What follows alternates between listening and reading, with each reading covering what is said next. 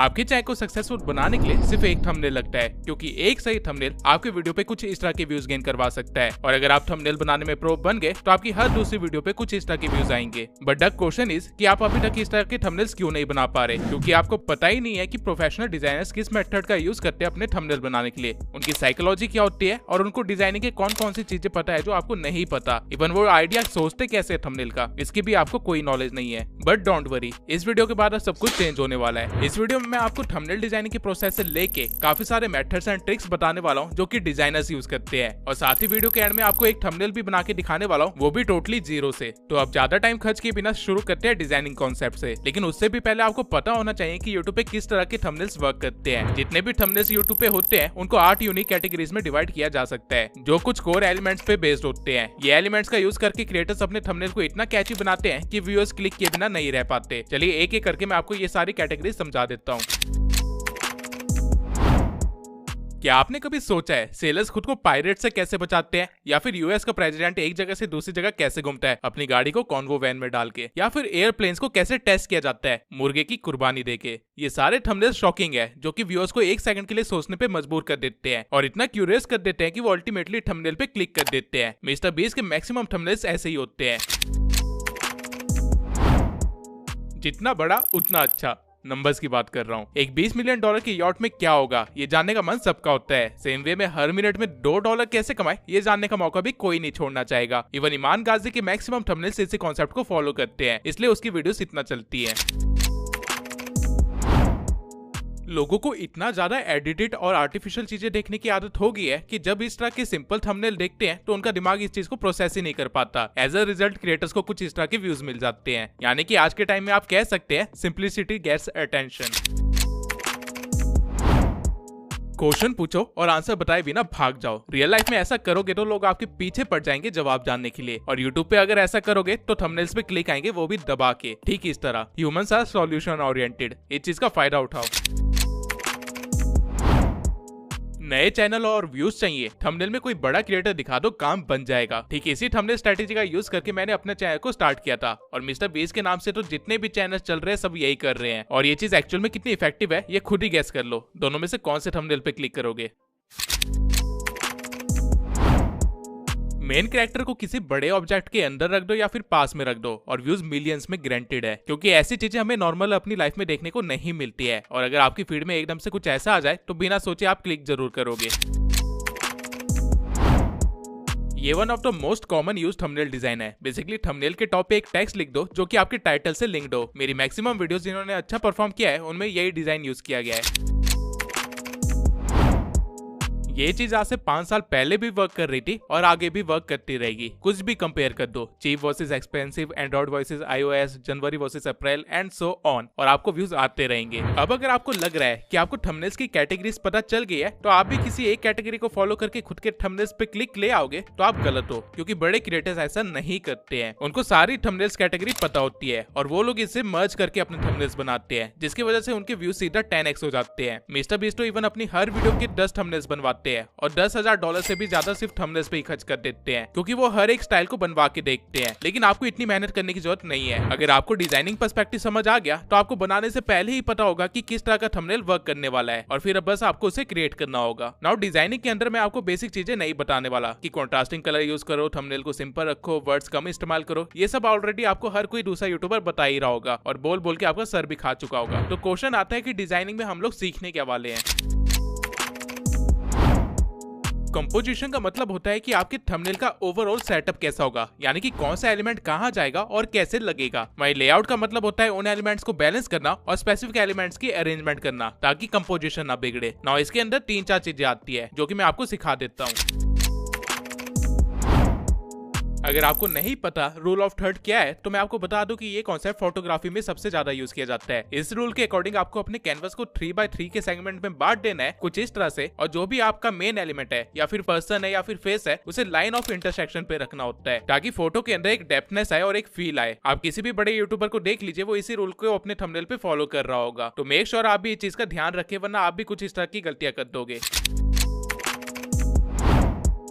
अब आपने कभी सोचा है कि थंबनेल्स में हमेशा फेस या पर्सन लेफ्ट साइड में क्यों होता है? रीजन ये है कि हम थंबनेल्स को देखते नहीं है बल्कि आंखों से पढ़ते हैं और हमारी आंखों को लेफ्ट से राइट पढ़ने की आदत होती है। इसलिए आपको हमेशा अपने मेन एलिमेंट को लेफ्ट साइड में रखना है और सेकेंडरी एलिमेंट को राइट साइड में। बेसिकली जो चीज आप चाहते हैं कि ऑडियंस पहले देखे उसे लेफ्ट साइड में रखना है। थंबनेल के अंदर आपको मैक्स टू मैक्स 3 से 4 एलिमेंट्स ही रखने हैं, उससे ज्यादा नहीं। जितने कम एलिमेंट्स होंगे उतना ही अच्छा। मेरे मैक्सिमम थंबनेल्स जिन्होंने अच्छा वर्क किया है उनमें 3 एलिमेंट्स ही थे और मिस्टर बीस्ट की मैक्सिमम वीडियोस में तो सिर्फ 2 ही एलिमेंट्स होते हैं, जिनमें से एक तो उसका खुद का फेस ही होता है। मुझे एक डिजाइनर ने एक बात सिखाई थी जिसने मेरे थंबनेल को क्रिएट करने का पर्सपेक्टिव ही चेंज कर दिया। अच्छा थंबनेल वो नहीं होता जिसमें ऐड करने के लिए कुछ ना बचाओ, बल्कि वो होता है जिसमें रिमूव करने के लिए कुछ ना बचाओ। जिस तरह कोई भी ड्राइंग या आर्ट वर्क को डायरेक्टली नहीं बनाया जाता है, ठीक उसी वे में थंबनेल को भी डायरेक्टली नहीं बना सकते। उसको लेयरिंग करके ही बनाना होता है। यानी कि आपके पास एक फोरग्राउंड होगा, मिड ग्राउंड होगा और एक बैकग्राउंड होना चाहिए और ये तीनों चीजें बैलेंस्ड होनी चाहिए आपस में भी और ओवरऑल थंबनेल में भी। अब जिनको नहीं पता उनको बता दूं, फोरग्राउंड वो चीज है जो सबसे सामने होगी, बेसिकली हमारा मेन कैरेक्टर या फिर एलिमेंट। मिड ग्राउंड वो चीज है जो बीच में होती है, यानी कि सपोर्टिव टेक्स्ट या एलिमेंट। एंड बैकग्राउंड तो बैकग्राउंड ही है, इसको तो क्या ही एक्सप्लेन करूं। इसके सिवाय लेआउटिंग में आपको थोड़ी और चीजें ध्यान में रखनी है। जरूरी नहीं है कि आप हर बार मेन एलिमेंट को सेंटर में रखो, बल्कि मेन चीजों को साइड में रख के आप सेकेंडरी एलिमेंट को शो कर सकते हो, जिससे आपके थंबनेल में एक डायनेमिक फील आएगा। नाउ कंपोजिटिंग एंड लेयरिंग के बाद आता है डिजाइनिंग का अगला कॉन्सेप्ट, जो कि है कलर्स। अब आपको हर कोई ऑलरेडी बता चुका होगा कि कॉम्प्लीमेंट्री कलर्स यूज करो। ब्लैक के ऊपर व्हाइट रखो, व्हाइट के ऊपर ब्लैक रखो, कलर व्हील के अपोजिट कलर्स का इस्तेमाल करो, रेड के साथ ग्रीन लो, ब्लू के साथ orange low and so on. But the point is, ये सारा काम हम कर क्यों रहे हैं? कॉन्ट्रास्ट बनाने के लिए, राइट? नहीं, ये आधी इन्फॉर्मेशन है जो आपको पता है। डिजाइनर्स कलर व्हील का यूज करते हैं सिर्फ कॉन्ट्रास्ट बनाने के लिए नहीं, बल्कि एक कलर पैलेट बनाने के लिए, जो कि वो लगभग अपने हर थंबनेल में यूज करते हैं। लेकिन कलर पैलेट बनाते कैसे हैं? वैसे तो कलर व्हील में आप इन 6 पैटर्न्स को फॉलो करके एक कलर पैलेट बना सकते हो, लेकिन अगर आपको इतनी कॉम्प्लेक्सिटी में नहीं जाना है तो मैं आपको एक इजी मेथड बता देता हूँ जिससे आप खुद का एक कलर पैलेट बना सकते हैं। सबसे पहले आप एक मेन कलर चूज कर लीजिए जो कि आपके चैनल को रिप्रेजेंट करने वाला है। ये आपका फोरग्राउंड कलर होने वाला है। एग्जाम्पल के लिए मैं यहाँ पे ब्लू चूज कर लेता हूँ और इसके बाद आपको 3 कलर्स ऐड करने हैं, ब्लैक, ग्रे एंड व्हाइट, क्योंकि ये कलर्स आपको कंट्रास्ट देंगे जो कि आपको चाहिए और हर थंबनेल में इन कलर्स की जरूरत तो पड़ने वाली है। और आखिर में आपको अपना सेकेंडरी कलर चूज करना है जो कि कॉम्प्लीमेंट्री होना चाहिए आपके मेन कलर का, और ये चीज आप कलर व्हील में देख सकते हैं। एंड बूम, आपका कलर पैलेट तैयार है। अब कलर्स के बाद आते हैं डिजाइनिंग के अगले एलिमेंट पे, जो कि है टाइपोग्राफी। थंबनेल की टाइपोग्राफी में आपको ज्यादा कुछ समझने की जरूरत नहीं है, सिवाय इसके कि आपको सैन सेरिफ फॉन्ट्स का यूज करना है, सेरिफ का नहीं। सेरिफ फॉन्ट्स डिजाइन के लिए यूज होते हैं, यानी कि अगर आप मैगजीन बना रहे हो या कुछ लग्जरियस टाइप दिखा रहे हो तब आपको इसकी जरूरत पड़ेगी। बट अगर आपको लोगों का ध्यान खींचना है, आपको कुछ बोल्ड दिखाना चाहिए जो कि आसानी से पढ़ा जा सके, वो भी जितना जल्दी हो सके उतना जल्दी, तो इसके लिए सैन सेरिफ ही बेस्ट है। जिस वर्ड को एम्फसाइज करना है उसको बड़ा रखना और टेक्स्ट को उभारने के लिए स्ट्रोक या शैडो का यूज करना। टाइपोग्राफी में आपको इससे ज्यादा कुछ भी सीखने की जरूरत नहीं है, आपके लिए इतना इनफ है थंबनेल बनाने के लिए। नाउ आपको थंबनेल्स की कैटेगरीज पता है एंड थंबनेल्स बनाने के लिए आपको जितनी डिजाइनिंग आनी चाहिए थी उसकी भी पूरी थियोरेटिकल नॉलेज है। लेकिन मेन दिक्कत आती है थंबनेल्स के आइडिया सोचने में। तो वो कैसे करते हैं? क्या हम यूट्यूबर्स के पास कोई स्पेशल ट्रिक है जिससे हम थंबनेल्स के आइडिया सोचते हैं? नहीं, बिल्कुल भी नहीं, बल्कि हम सब बहुत ही बड़े चोर हैं। हाँ, आप लोगों ने बिल्कुल सही सुना, हम सब एक दूसरे से चोरी करके अपने थंबनेल से आइडियाज लेते हैं। यकीन नहीं हो रहा तो मिस्टर बीस्ट का ये थंबनेल देख लो जो कि इस थंबनेल से चुराया गया है। ए रैक का ये थंबनेल देख लो जो कि मिस्टर बीस्ट से चुराया गया है, या फिर मेरा ये थंबनेल देख लो जो कि एआई गाय ने चुराया है, या फिर ये वाला थंबनेल देख लो जो कि डिकोडिंग वाईटी से इंस्पायर्ड है। लेकिन क्या ये एक्चुअल में चोरी है? नहीं,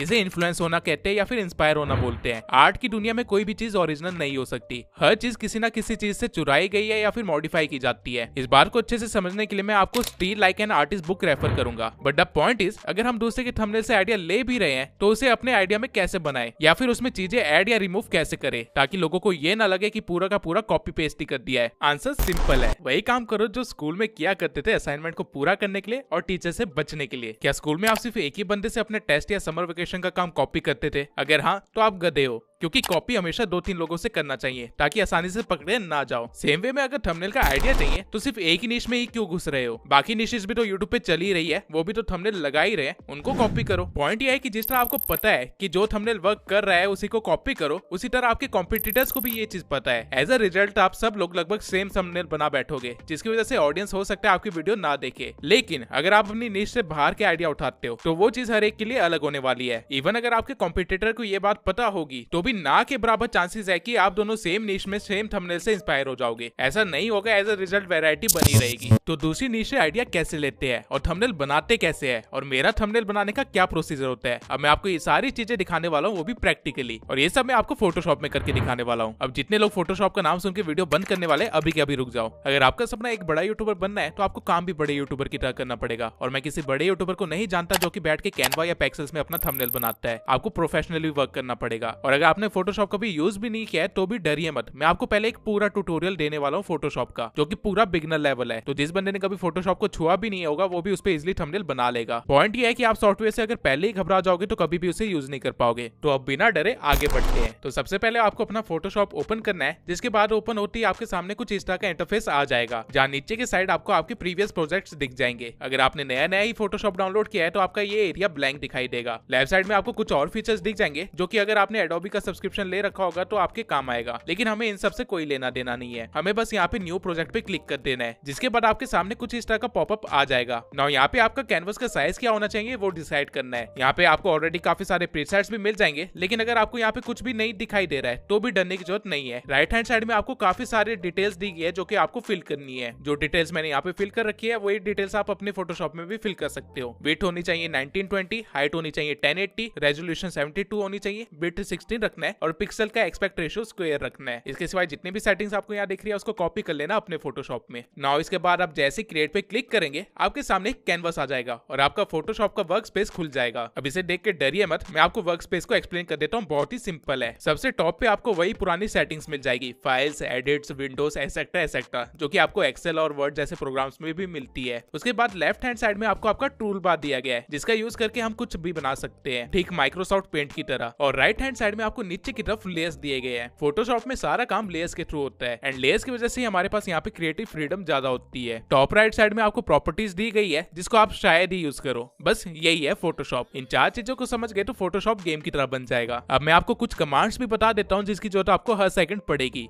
तो सबसे पहले अगर आप कंट्रोल दबा के अपने माउस व्हील को स्क्रॉल करते हो तो आप अपने कैनवस को लेफ्ट या राइट भेज सकते हो कुछ इस तरह से। बेसिकली आप अपने वर्क स्पेस में मूव कर सकते हो। वहीं ऑल्ट दबा के अगर आप स्क्रॉल करते हो तो आप वर्क स्पेस में जूम इन या जूम आउट कर सकते हो, जितना चाहे उतना। अब अगर आप नया ही फोटोशॉप सीख रहे हो और हो सकता है कि गलती से आपने अपने वर्क स्पेस को मैसअप कर दिया कुछ इस तरह से और चीजें इधर उधर हो गई है, तो आपको डरने की जरूरत नहीं है। आपको बस टॉप में यहाँ जो विंडो लिखा गया है वहाँ पे जाना है और देन वर्क स्पेस में जाके रिसेट एसेंशियल्स पे क्लिक कर देना है, जिसके बाद सारी चीजें अपनी ओरिजिनल पोजीशन पे चली जाएगी। नाउ यहाँ लेयर्स में आप इस प्लस वाले आइकन पे क्लिक करके नए लेयर्स को ऐड कर सकते हैं। और जिनको नहीं पता कि लेयर्स क्या होते हैं और ये कैसे काम करते हैं उनको मैं थोड़ा सा समझा देता हूँ। यहाँ टूल बार में आपको काफी सारे टूल्स दिए गए हैं, जिनमें से सबसे पहला टूल जो मैं इस्तेमाल करूंगा वो है ब्रश टूल। आप अपने ब्रश का साइज यहाँ से बढ़ा सकते हैं और उसकी हार्डनेस को भी कंट्रोल कर सकते हैं। और यहाँ कलर पे क्लिक करके आप कोई भी रैंडम कलर चूज कर सकते हैं। नाउ जब मैं कैनवस पे ब्रश रन करूंगा तो आप देख सकते हैं कि ये ब्रश मेरे लेयर 1 पे चल रहा है। बैकग्राउंड अभी भी बिल्कुल साफ है। वहीं अगर मैं एक और लेयर ऐड कर दूं और फिर कलर चेंज करके दोबारा से ब्रश को चलाऊं तो ये ब्लू कलर रेड कलर के ऊपर आ जाएगा। इसका रीजन ये है कि ब्लू कलर वाली लेयर रेड के ऊपर है। अगर मैं रेड वाली लेयर को ब्लू के ऊपर रख दूंगा तो रेड कलर कैनवस में ऊपर आ जाएगा, जैसा कि आप देख ही सकते हैं। इस आई वाले बटन से आप अपनी लेयर्स को अपनी मर्जी के अकॉर्डिंग हाइड भी कर सकते हैं। अब मैं आपको सारे इंपॉर्टेंट टूल्स बता देता हूँ जिसका आप इस्तेमाल करने वाले हैं। तो इसमें सबसे पहला है मूव टूल, जिसको यूज करके आप अपने कैनवस में चीजों को मूव कर सकते हैं। आपने जो भी लेयर सिलेक्ट की होगी उस लेयर के एलिमेंट्स मूव होने लग जाएंगे कुछ इस तरह से। इवन मूव टूल का इस्तेमाल करके आप एलिमेंट्स के साइज को बड़ा छोटा भी कर सकते हैं। और अगर आपको दोनों लेयर्स को एक साथ मूव करना है तो आपको बस पहले किसी एक लेयर पे क्लिक करना है और फिर कंट्रोल दबा के दूसरी लेयर पे क्लिक करना है, जिसके बाद दोनों लेयर सिलेक्ट हो जाएंगे एंड मूव टूल से आप इन दोनों को एक साथ ही मूव कर सकते हैं। डजंट मैटर यहाँ पे कितनी लेयर्स है, जो आपने सिलेक्ट किया होगा वो सब कुछ मूव करेगा। नाउ अगला टूल है सिलेक्शन टूल। अगर आप कैनवस पे कोई सिलेक्शन बनाते हैं और फिर किसी लेयर को सिलेक्ट करते हैं, जिसके बाद मूव टूल का इस्तेमाल करते हैं, तो सिलेक्टेड पार्ट आपका मूव होने लग जाएगा, बाकी चीजें नहीं होगी। आप कंट्रोल+D दबा के चीजों को डीसिलेक्ट कर सकते हैं। अगला टूल है हमारे पास लासो टूल। ये टूल भी सिलेक्शन का ही काम करता है, लेकिन इसमें आपको काफी सारे सब टूल्स मिल जाते हैं, जैसे कि मैग्नेटिक लासो टूल, जिसे आप बिना ज्यादा मेहनत किए किसी भी कॉम्प्लेक्स शेप को सिलेक्ट कर सकते हैं। आपको बस स्टार्टिंग में क्लिक करना है और फिर अपने माउस को शेप के आसपास घुमाना है और ये अपने आप ही सिलेक्शन बनाता चला जाएगा शेप के अकॉर्डिंग। लासो के नीचे आपको मैजिक वॉन्ड टूल दिया गया है, जो कि कलर के बेसिस पे सिलेक्शन बनाता है। इवन आपको हर टूल के ट्यूटोरियल्स खुद एडोबी प्रोवाइड करता है, आपको बस स्टार्ट करना है। अब इसके बाद यहाँ पे जो इंपॉर्टेंट टूल है वो है इरेजर। इरेजर का साइज आप अपने कीपैड में इस वाले बटन से भी बड़ा छोटा कर सकते हैं। आपको डिलीट का बटन यहाँ मिल जाएगा, जिससे आप डायरेक्टली लेयर्स को डिलीट कर सकते हैं। अगर कोई इमेज कैनवस में इंपोर्ट करनी है तो बस उसे ड्रैग एंड ड्रॉप करो और वो खुद कैनवस पे आ जाएगी, जिसे आपको यहाँ पे कंफर्म करना है और फिर फिर इसको आप अपने मर्जी के अकॉर्डिंग चला सकते हो। कंट्रोल टी दबा के आप किसी भी चीज को छोटा बड़ा कर सकते हो, लेकिन ये एक सिमेट्रिक वे में होगा, यानी कि हर जगह से वो इक्वली इफेक्ट होगा। लेकिन अगर आप कुछ ऐसा करना चाहते हो तो आपको शिफ्ट दबा के कोई भी एक कोना पकड़ लेना है और फिर उसको स्ट्रेच कर देना है और आपका काम हो जाएगा। अगर गलती से कोई गलती हो जाती है तो आप कंट्रोल जेड दबा के उसे अंडू भी कर सकते हो। नाउ आई होप आपको फोटोशॉप के बेसिक्स तो आ ही गए होंगे एंड आप अब काम करने के लिए रेडी होंगे। मैंने एक बहुत ही क्विक ट्यूटोरियल दिया है क्योंकि वीडियो थंबनेल्स के ऊपर है, लेकिन अगर आपको फोटोशॉप को डिटेल में सीखना है तो आप देवेश के चैनल पे जा सकते हो और वहाँ पे हर एक चीज डिटेल में सीख सकते हो। जिनको नहीं पता उनको बता दूं, देवेश एक डिजाइनर है और मेरा थंबनेल क्रिएटर भी। मेरे चैनल के मैक्सिमम थंबनेल्स हम दोनों ने एक साथ ऑनलाइन बैठ के बनाए हैं। नाउ आई गेस आपको फोटोशॉप भी आ ही गया है, तो आइए थंबनेल क्रिएट करते हैं। तो मान के चलते कि मुझे एक थंबनेल बनाना है on the topic how to make best thumbnails. तो इसके लिए सबसे पहले मैं YouTube पे जाऊंगा और सेम टॉपिक को सर्च करूंगा। ये चीज आपको हमेशा करनी है ताकि आपको पता चल सके कि मार्केट में कौन कौन से थंबनेल्स ऑलरेडी बन चुके हैं और कौन कौन से थंबनेल चल रहे हैं। नाउ यहाँ पे आपको जो जो थंबनेल दिखे जो कि दूसरे के चैनल पे वर्क कर चुके हैं, आपको उनको डाउनलोड कर लेना है या फिर एसएस ले लेना है। फॉर एग्जाम्पल यहाँ पे इस थंबनेल को डाउनलोड कर लेता हूँ। अब मैं स्क्रॉल करता रहूंगा जब तक मुझे कुछ और आइडियाज ना मिल जाए। अब यहाँ पे आप देख सकते हैं कि आकाश वर्मा का थंबनेल बिल्कुल सेम है थिंक मीडिया के थंबनेल जैसा, और दोनों को ही अच्छे व्यूज आए हैं। दैट मीन्स कि ये स्टाइल वर्क कर रहा है। थोड़े और नीचे आने पे मुझे एक और थंबनेल मिला जो कि छोटे चैनल पे भी वर्क कर चुका है, तो इसे भी मैं सेव कर लूंगा। इसके बाद मुझे एक और थंबनेल मिला जो कि थंबनेल से रिलेटेड टॉपिक पे तो नहीं था, लेकिन उसमें एक सेंटेंस काफी क्लिकेबल था, तो मैं इसे भी सेव कर लेता हूँ। सेम टाइप ऑफ सेंटेंस इस लड़की ने भी लिखा है, यानी कि ये सेंटेंस लोगों को क्लिक करने पे मजबूर कर रहा है। नाउ इसके बाद मुझे एक और वीडियो मिलती है जिसमें 3 मिलियन से भी ज्यादा व्यूज है, और वो भी 3 साल पुराने वीडियो,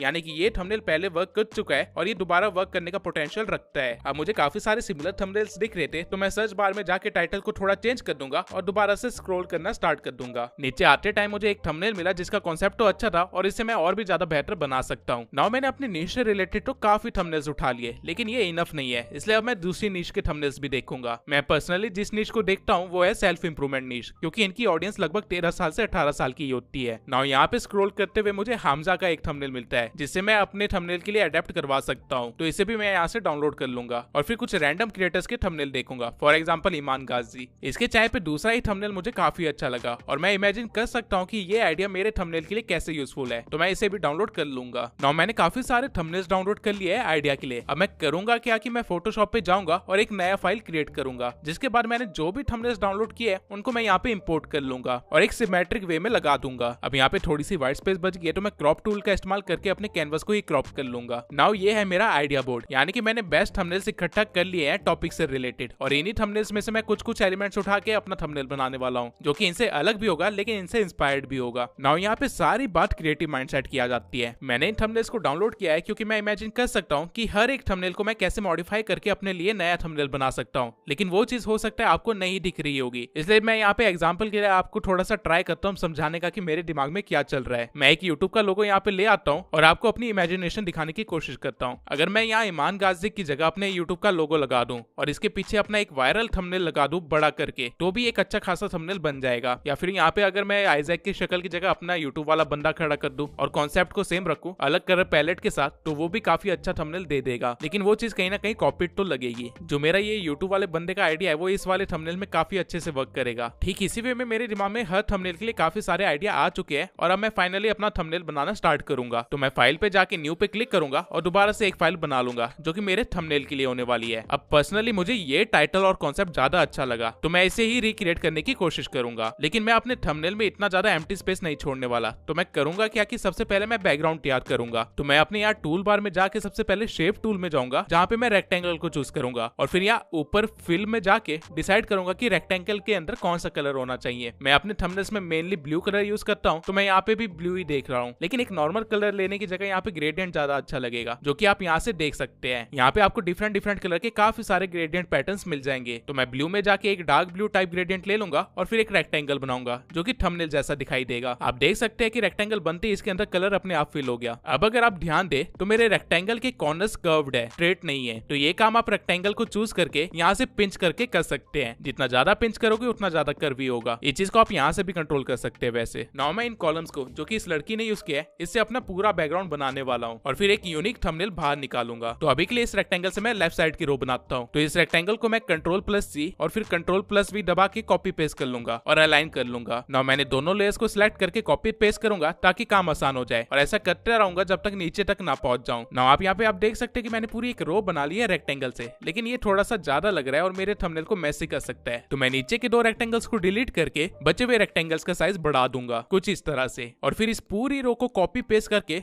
मैं ऐसे ही रोज बनाता जाऊंगा जब तक मेरा कैनवस कवर ना हो जाए। नाउ आप यहाँ पे देख सकते हैं कि ये करते करते मैंने यहाँ पे कितनी सारी लेयर्स क्रिएट कर ली है। इवन मुझे अपना लेयर वाला पैनल पूरा दिख भी नहीं रहा है, मुझे यहाँ स्क्रॉल करना पड़ रहा है। तो मैं करूंगा क्या कि ऊपर वाले पैनल को थोड़ा सा छोटा कर लूंगा ताकि मुझे सारी लेयर्स दिखाई दे, और अगर ये काफी नहीं है तो मैं यहाँ से इस पैनल को थोड़ा सा डिलीट भी कर लूंगा। अब ये सब करने के बाद भी मुझे यहाँ पे काफी सारी लेयर्स दिख रही है, तो मैं क्या करूंगा कि इनका एक फोल्डर बना लूंगा। आपको बस एक रो के सभी रेक्टेंगल्स को यहाँ लेयर्स में सिलेक्ट कर लेना है और फिर यहाँ पे क्लिक कर देना है, जिसके बाद वो सभी लेयर्स इकट्ठा होकर एक फोल्डर में चले जाएंगे और इस फोल्डर का आप अपने अकॉर्डिंग नामकरण कर सकते हैं। ठीक ऐसा ही मैं सभी रोज के साथ करूंगा, जिसके बाद मेरे पास यहाँ पे इनफ स्पेस होगी और मैं सभी लेयर्स को एक साथ देख पाऊंगा। अब यहाँ पे जो हमारा बैकग्राउंड है वो व्हाइट है और वो अच्छा नहीं लग रहा है, तो इसके लिए मैं पहले इस लेयर को अनलॉक करूंगा और यहाँ से फोरग्राउंड यानी कि टॉप का कलर ब्लैक रख दूंगा। जिसके बाद मैं शिफ्ट प्लस बैक स्पेस दबाऊंगा तो सामने कुछ ऐसा पॉपअप आ जाएगा और ओके दबाने पे ब्लैक कलर पूरे कैनवस पे फिल हो जाएगा। ये चीज आप यहाँ पे देख सकते हैं ना। मुझे ये टेक्स्ट चाहिए तो मैं यहाँ टेक्स्ट टूल को सिलेक्ट करने के बाद टेक्स्ट लिख दूंगा और पूरे टेक्स्ट को सिलेक्ट करके यहाँ से इसका कलर चेंज कर लूंगा। डबल क्लिक करने के बाद आप यहाँ से फॉन्ट भी चेंज कर सकते हैं। इस थंबनेल में सैंस सेरिफ से ज्यादा सेरिफ फॉन्ट अच्छा लग रहा है तो मैं उसे ही यूज करूंगा और टेक्स्ट को अलाइन कर दूंगा अपने कैनवस से। अब मुझे एक टिक वाला पीएनजी चाहिए तो वो मैं पीएनजी विंग की वेबसाइट पे जाके डाउनलोड कर लूंगा और अपने कैनवस में इंपोर्ट कर लूंगा और उसके साइज को सेट कर दूंगा टेक्स्ट के अकॉर्डिंग। नाउ यहाँ पे मेरे पास अपना टाइटल भी है, यहाँ पे पीएनजी भी है, लेकिन ये स्टिल ऊपर वाले पूरे एरिया को कवर नहीं कर रहा है, तो मैं इसे थोड़ा सा बड़ा कर लूंगा ताकि ये इजिली विजिबल रहे। अब ये जो हमारा बैकग्राउंड है ये काफी ज्यादा ब्राइट है और बैकग्राउंड डल होना चाहिए ताकि मेन एलिमेंट ज्यादा इजिली देखा जा सके। तो मैं सभी ग्रुप्स को सिलेक्ट करूंगा और यहाँ से उनकी ओपेसिटी को थोड़ा सा कम कर दूंगा। अब किसी ग्लिच की वजह से मेरा ये लेफ्ट वाला कॉलम सिलेक्ट नहीं हुआ है तो मैं लेफ्ट वाले कॉलम के ग्रुप पे क्लिक करूंगा और उसके अंदर के सभी लेयर्स को सिलेक्ट करके उनका एक साथ यहाँ से ओपेसिटी कम कर दूंगा। अब मुझे यहाँ से दिख रहा है कि टेक्स्ट की अलाइनमेंट थोड़ी सी गड़बड़ है तो मैं दोनों को एक साथ सिलेक्ट करके उन्हें भी ठीक कर लूंगा। अब जिस तरह हमारे रेफरेंस में एक थंबनेल अलग कलर का दिखाया गया है हमें भी वही करना है, तो इसके लिए मैं एक न्यू लेयर बनाऊंगा और दोबारा से रेक्टेंगल शेप को चूज कर लूंगा। अब आप ये देखिए कि आपका सेकेंडरी कलर जो आपने चूज किया है वो मेरे कैनवस में डार्क ब्लू है, तो मैं गूगल पे जाके कलर विद देखूंगा ताकि मुझे ये पता चल सके कि कौन सा कलर इसके साथ बेस्ट कॉम्प्लीमेंट करेगा। हमारे केस में ऑरेंज या रेड परफेक्ट रहेगा, तो मैं वापस फोटोशॉप पे आके रेक्टेंगल के अंदर रेड ग्रेडियंट फिल कर दूंगा और इस बार एक बड़ा सा रेक्टेंगल बनाऊंगा। ना मुझे इस रेक्टेंगल को सेंटर में अलाइन करने में दिक्कत आ रही है तो मैं कंट्रोल आर दबा के अपने वर्क स्पेस में रूलर्स को ले आऊंगा और ड्रैग करके इससे सेंटर में एक लाइन बना लूंगा, जिसके बाद मैं अपने रेक्टेंगल को यहाँ पे परफेक्टली फिट कर लूंगा। अब ये परफेक्ट जगह बैठ तो गया है लेकिन इसका कलर हल्का सा पिंकिश है और मुझे रेड या ऑरेंज चाहिए, तो मैं यहाँ पे इसे चेंज कर लूंगा और आप देख सकते हैं कि अब कितना अच्छा कॉन्ट्रास्ट बन चुका है और हमें यही तो करना था, एक अच्छा कॉन्ट्रास्ट बनाना था। नाउ मेरे पास यहाँ पे काफी सारी खाली स्पेस है तो मैं यहाँ पे एक हैंड पीएनजी लगा दूंगा और उसे भी पीएनजी विंग से ही डाउनलोड करूंगा। नाउ ये थंबनेल पहले से तो अच्छा लग रहा है लेकिन इसमें अभी भी काफी ज्यादा खाली स्पेस है, तो यहाँ पे भी मैं कुछ भरना चाहता हूँ। हमारे रेफरेंस में यहाँ पे पूरा एक लोगो और टाइटल का स्पेस था तो हम भी उसी चीज को यहाँ पे क्रिएट कर देते हैं, लेकिन इस बार हमें कलर को ग्रे रखना पड़ेगा। तो मैं पहले शेप में जाके सर्कल ले लेता हूँ और सर्कल बना देता हूँ। अब कलर ढूंढने में मुझे दिक्कत आ रही थी तो मैं गूगल पे जाके कलर कोड भी सर्च कर सकता हूँ और उसे यहाँ पे पेस्ट करने के बाद काम हो जाएगा। अब जब मैंने सर्कल और रेक्टेंगल दोनों बना लिया तो मुझे सर्कल की वजह से अपना डिजाइन थोड़ा सा खराब लग रहा था, तो उस चीज को मैं यहाँ से डिलीट कर दूंगा और बचे हुए पूरे स्पेस को रेक्टेंगल से ही फिल कर लूंगा। नाउ ये मुझे ज्यादा बेटर लग रहा है और अपने थंबनेल के अंदर थोड़ा सा ज्यादा स्टोरी टेलिंग करने के लिए मैं यहाँ पे व्यूज भी लिख देता हूँ ताकि हमारा काम अच्छे से बन जाए। इस वाले टेक्स्ट का फॉन्ट मैं ट्राई करूंगा कि यूट्यूब से मिलता जुलता हो, तो मैं यहाँ पे अलग अलग टेक्स्ट के साथ ट्राई करके एट द एंड मैंने ये टेक्स्ट चूज कर लिया है। नाउ कहने के लिए तो हमारा थंबनेल रेडी है और सारे बिगनर्स इस थंबनेल को बिना सोचे समझे अपलोड भी कर देंगे, लेकिन as a professional thumbnail designer आप एक चीज भूल रहे हैं, वो है शेडोज। शेडोज ही थंबनेल में असली जान डालती है क्योंकि वो थंबनेल्स में डेप्थनेस देती है। तो शेडो बनाना कोई मुश्किल काम नहीं है, आपको बस ब्रश टूल को सिलेक्ट करना है और ब्लैक कलर चूज करके अपने ब्रश का साइज थोड़ा सा बढ़ा लेना है, जिसके बाद आपको यहाँ से अपने फ्लो और ओपेसिटी को दोनों को कम कर लेना है और यहाँ से हार्डनेस को भी थोड़ा सा कम कर लेना है ताकि शेडो को कंट्रोल कर सको। अब शेडो कौन कौन सी जगह लगेगी, सबसे पहले तो हमारे टेक्स्ट के नीचे, तो आपको टेक्स्ट वाली लेयर के नीचे ही एक लेयर ऐड कर लेनी है और फिर हल्का हल्का वहाँ पे ब्रश रन करना है, जिससे कि आपका टेक्स्ट काफी अच्छे से उभर के बाहर आ जाएगा। अब क्योंकि मुझे दिखाना है कि ये वाला जो रेक्टेंगल है ये बाहर आया है पुराने रेक्टेंगल से, तो इसमें भी मुझे शेडो ऐड करनी पड़ेगी। तो मैं बड़े वाले रेक्टेंगल के लेयर पे जाऊंगा और उसके नीचे एक और लेयर ऐड कर लूंगा और उसके बाद वहां पे भी ब्रश को रन करूंगा, लेकिन उसके साइज को थोड़ा सा छोटा करके। सेम काम आपको हाथों के नीचे भी करना पड़ेगा डिटेलिंग देने के लिए और आपका थंबनेल अब रेडी है।